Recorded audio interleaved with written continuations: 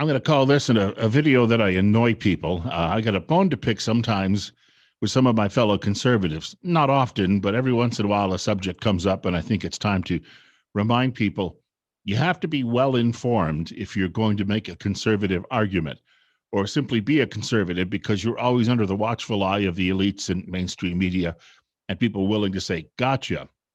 When I first got into the talk radio business, well, on a full time basis in 2004, prior to that, I'd been dabbling in it on weekends and the like for about a decade. But when I first got into it on a regular basis, I talked to a syndicated host by the name of Joey Reynolds through some family connections, and we were working for the same company at the time. And Joey told me, he said, for a host, it's very important to be not just well read, but very well informed. And so I take that to heart. This is my stack of show preparation for today's program, highlighted and the like, and all sorted by various topics. And I've got a number of pieces of edited sound we'll drop into the program between 6 and 10 a.m. this morning. And that's because when I was first doing this, there were people who wanted to challenge me about everything I said. And so you have to have a source available, and you have to have a credible source available. I got a note on one of these videos yesterday or the day before, and I had a purple Minnesota Vikings hooded sweatshirt on. They were my favorite team since the days of Fran Tarkenton, who was a conservative Christian, spoke at the Republican National Convention just a few months ago. And I had a Vikings hat on too, and somebody was complaining that you shouldn't be wearing that because Minnesota's filled with liberals. Well, Minneapolis and St. Paul have a lot of liberals, but up in the Iron Range, not so much. In fact, that's Trump country. And if you go out into the prairie, it's often Trump country as well. Or if you get down near the Iowa state line and it's all farms, that's Trump country too. And this is a hooded sweatshirt from the Minnesota Golden Gophers hockey program. At one time, my favorite college hockey team. It has nothing to do with politics. When people ask me where I grew up, I have to be very careful because if I say New York, they assume that's New York City without realizing that there's 62 counties in New York and most of them have tiny populations. The place I grew up has never had a population above 50,000 in the county. The biggest town may have a population of 5,000. Mine was the second biggest. It had 2 traffic lights. It was all dairy farms and a lot of apple orchards. And that was basically it. Rolling hills and maple trees. To get in a car and drive to New York City would have been an 8-hour trip. In high school, the official uniform, we didn't have an official uniform in a sense, but guys all wore green pocket t-shirts, blue jeans, and work shoes. And in the winter, you wore a flannel shirt to keep warm. Tells you a little bit about the culture there. But you have to be well informed to know that New York City is a little dot on the map of New York State. And that somehow eludes a lot of people out there. The other day, I posted a video and I mentioned that I said our county government was really strong against mask mandates. And I cited a prosecuting attorney. He did a whole hour with us last week on the program about it. Our county commission, very much the same way. And our county sheriff was adamant that he had no plans to enforce a mask mandate. And then someone immediately challenged me and said, you're wrong. I was at the city council meeting. Well, you just disqualified yourself right there because I never referenced the city council.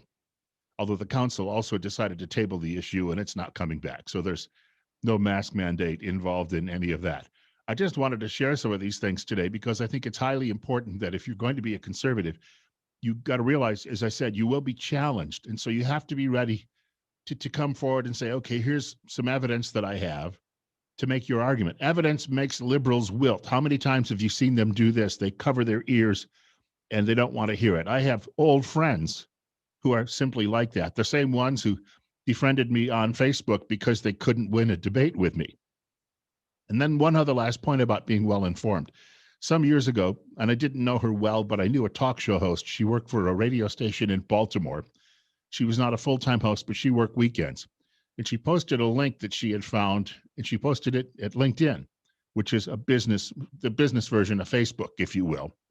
And it was from Der Stürmer, which is a Nazi publication.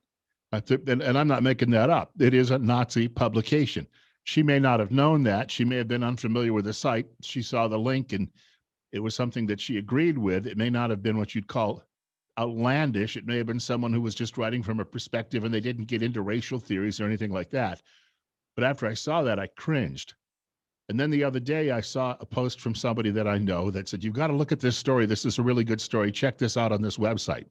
So I brought up the website and I saw the story that was mentioned, and it was a very good story about economics and global rivalries.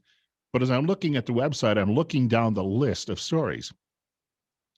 And one of them had a title that, well, I'm not going to say what the title was, but when I opened it up and started reading what the writer was saying, it was an opinion piece. And the writer said, part of the problem we have in this country is brought about by satanic Jews. Now, the guy I know who recommended the other story may not have looked too far down the page and seen that story. But here you go again. This is how we get into trouble, because there's always some liberal out there. And if you're involved in any political way, that liberal is looking to say, aha, then if you read that story, then you must support story B down the list here, even if you don't. So be very careful with what you find online as well. I see a lot of great material online, but if I don't know the website, I'm not familiar with it, I have to be very careful. I go and start looking around to see if I can find it elsewhere. And if I find it at a trusted website as well, then I can safely say, I'll go with some of this on the air. Gotta run. If you like our videos, click on our subscribe button. You can also leave comments in the comments section below. I do want to point out I host a radio show Monday through Friday, 6 till 10 a.m. Mountain Time on News Radio 1310 KLIX in Twin Falls, Idaho. That can be heard online, newsradio1310.com, or you can download our app for your smartphone. There's a News Radio 1310 KLIX app. And if you've got that, you can listen over the phone, and also you can text me messages just by voice during the course of the program. Have a great day.